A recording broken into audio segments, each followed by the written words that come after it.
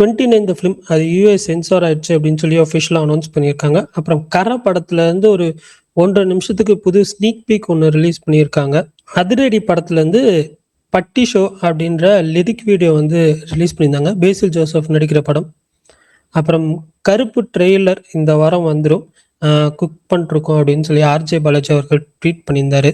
அப்புறம் Balan Manjummel boys direct பண்ண சிதம்பரம் இந்த படத்தை டைரக்ட் பண்றாரு. அந்த படம் வந்து May 14th கேனஸ் ஃபிலிம் ஃபெஸ்டிவல்ல ஸ்க்ரீன் பண்றாங்க. ஸோ அதுக்கு அஃபிஷியலாக ஒரு போஸ்டர் ரிலீஸ் பண்ணியிருந்தாங்க.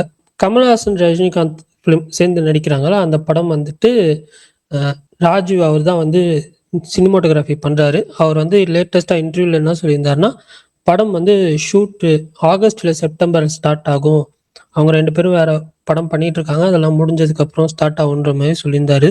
பரதநாட்டியம் 2 மோகினியாட்டம் அது வந்துட்டு May 8 வந்து நெட்ஃபிளிக்ஸ்ல ஸ்ட்ரீம் ஆகுது.